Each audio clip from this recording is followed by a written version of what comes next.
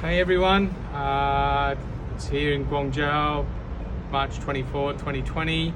I'm just going to start to say a few things here. Some of my friends back home that are about to experience the coronavirus. Let me take this off. You might notice that I've been wearing a mask.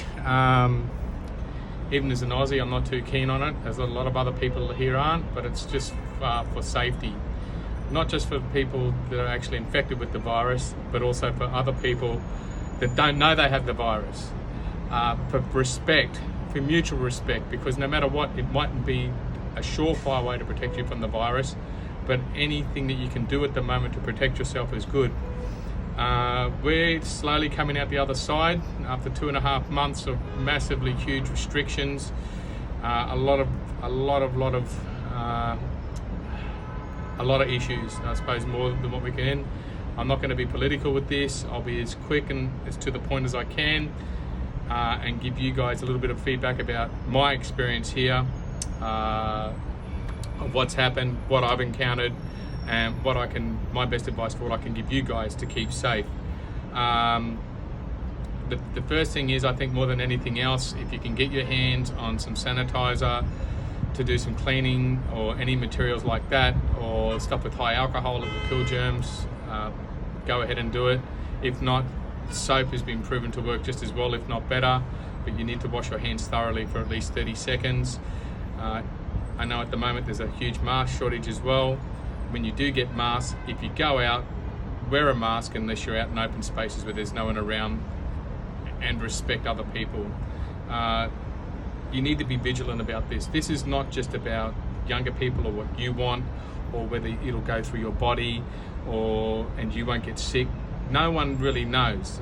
Of course, at the moment, the facts are saying that anyone over the age of 65 is more susceptible to what's going on. And then a lot of other people will just let it go through their body. A lot of people don't even know that they've got symptoms. Let me put it for you this way. Do any of you people have loved ones that have underlying health issues, that are young, that are my age, that have got asthma, that have had organ transplants, that have got a compromised immune system from cancer, apparently at the moment have bronchitis, have colds, diabetes? A lot of these people are susceptible. And what a lot of you going out there at the moment and saying, oh, it won't happen to us, or we won't get it, or it won't affect me bad, how do you know? At the moment, the incubation period here, from what we've read in the media, is between 7 days up to 14. There have been some cases that have gone actually up to 19 days before symptoms are shown. To give you a bit of an understanding, how that means is, have a think and write down where you've been the last 14 days. Where you've been and roughly how many people you've been to. How many people have you had contact, or those people have had contact with surfaces that you had. For this virus, everyone that gets infected is 2.6 people. To give you an idea that if this keeps going, after 10 days and 10 layers, can be up to 3,500 people. You don't know you've got the symptoms, but have a good think about with the people that you love, how you're going to be affecting. Even as we speak in Italy at the moment, it's a mess. People over a certain age are not going to be given ventilators. We don't have enough ventilators in Australia at the moment, the same thing. The hospitals and healthcare system's going to be overloaded, and it's going to be overloaded pretty quick. At the moment in Australia, it's doubling every 3 days. Unless something's done immediately to try and stamp it out, you're going to see exactly what's happening in Spain, Italy, and the US.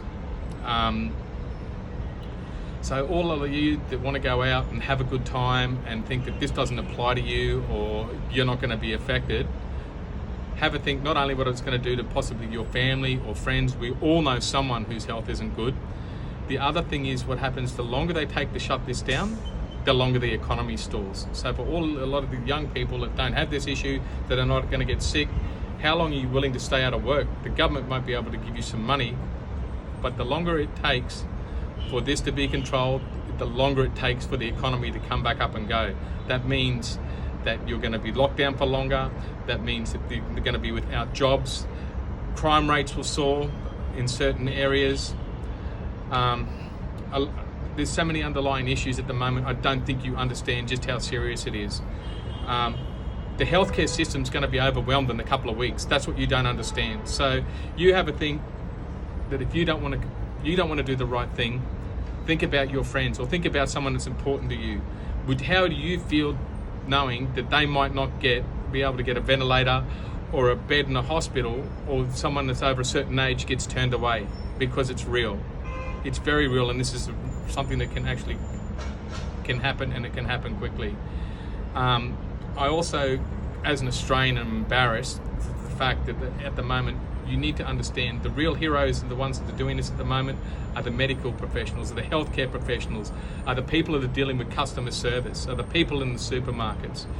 A lot of people that are providing you resources so that you can still keep on going. To hear apparently, what I've heard, that some healthcare professionals have been asked to change their clothes when they come out. Do you not think, or have the capacity to think, that these people wouldn't be walking out and putting other people at risk? It's got to stop. And the older people as well. You think that the older generation, the ones that have worked and made sacrifices to get ahead, to give you the life that you had today, that have paid tax all their life, that they're going to be sacrificed first, it just doesn't sit well with me at all. The hoarding's got to stop. We've all got to get in. The more people fight and be selfish around other people, the harder it is for the people that we work through this. The government's not going to have perfect answers for this at the moment. They've never experienced it. Not everything's going to be perfect. You're just going to have to be patient, and you're just going to have to get in and work with each other, and you're going to have to respect each other. And that means pulling mates up that if they want to come over, they're lonely, or go out to certain places, piss off.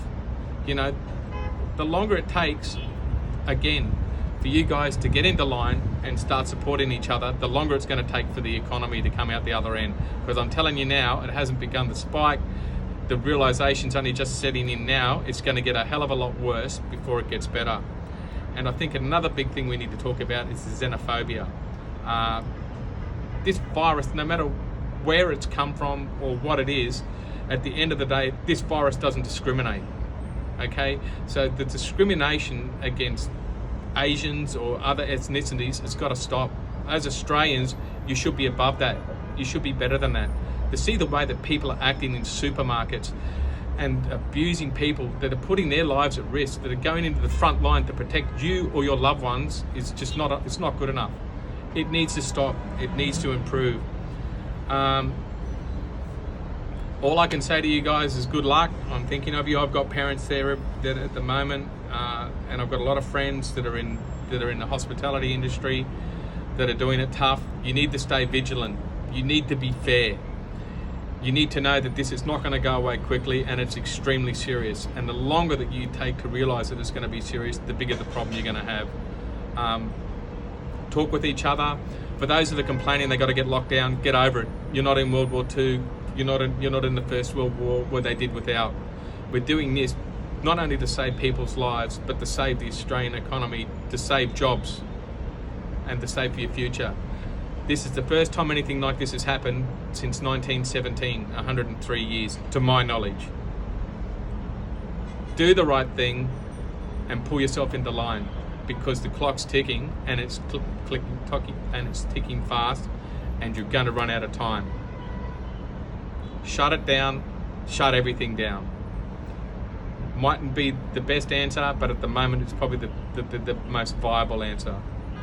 And one last thing, don't start criticising school teachers at the moment. I understand that you don't have enough resources. Everywhere that has had this hasn't had enough resources to cope. That it's got out of control. Nothing's going to be perfect, but just remember, you send your kids to school because then you've got to work, so then we can have the healthcare professionals. When it comes back and then people get ill, your kid goes to school, they can infect a lot of other people, like a school's been shut down this afternoon. Remember one thing, for up to 14 days, you don't know how many people that you could have infected, that are then infecting others, Take care, guys. I hope this has been of some use for you. If you guys have any sort of questions later that are non-political or laying the blame or whatever, send it to me and I'll answer as best as I can. Stay safe, take care of each other, and be vigilant.